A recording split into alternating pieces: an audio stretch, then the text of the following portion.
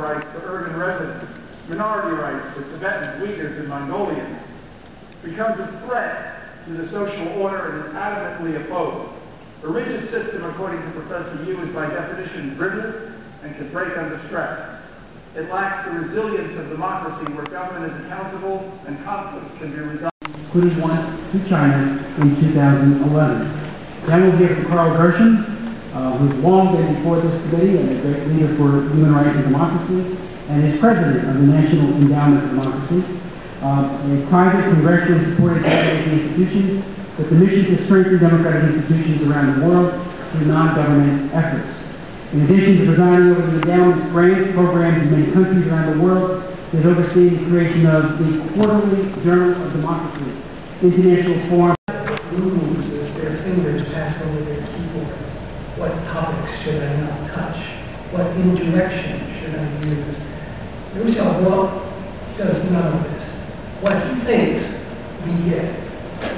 His starting point almost always is deeply humane. For example, in this book, he analyzes China's obsession with Olympic gold medals, those shining badges of state-sponsored chauvinism, from the viewpoint of 6-year-old court. Liu was sentenced to 11 years in prison with 2 years deprivation of political rights. It was one of the longest sentences handed down for the so-called crime of inciting subversion of state power in recent years. Officials left no doubt that the legal system, despite any promise of reform, was simply the Communist Party's tool to stamp out its criticism. Enshrined in both the Universal Declaration of Human Rights, created 63 years ago, and the International Covenant on Civil and Political Rights. Only 19 nations have not signed the ICCPR. People's Republic of China is among 7 states that have signed the covenant but haven't yet ratified it.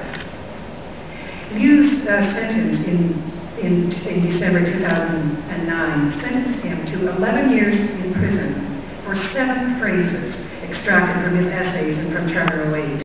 Who are persuaded of the model's effectiveness. Just last Thursday, the SEIU's former president, Andy Stern, published an article in the Wall Street Journal entitled China's Superior Economic Model that praised its system of central planning. But this model is flawed for 3 fundamental reasons. First, as Liu Xiaobo pointed out in the 2006 essay, Changing the Regime by Changing Society, 2 decades of reform have eroded to one degree or another each of the 4 pillars of China's totalitarian system. Comprehensive nationalization is giving way to a system. Persecutions such as criticism, arrest, house arrest, forced disappearance on sensitive days, such as the Nobel Peace Prize award ceremony, is really supporting the district also in front of them as well. Title 8 advocated many times freedom of speech, freedom of religion, and the proper right for average Chinese people. Today, China has used corruption and power authority.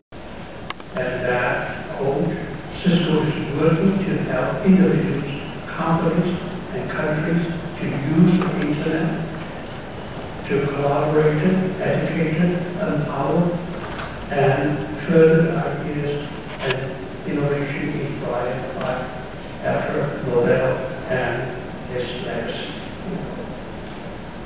But we do know, in the decade-long system, a snapshot of Chen's investigative team and the kinds of atrocities they were finding right prior to his imprisonment. In this report are detailed accounts of the following. A woman forcibly aborted and sterilized at 7 months following the detention of 22 of her relatives. Villagers sleeping in fields to evade family planning officials. A family planning official who broke 3 rooms. Freedom, most of the freedom of religion measures that Chapter 08 calls for are guaranteed in Article 36 of China's own constitution, but in practice and in reality, the implementation falls far short.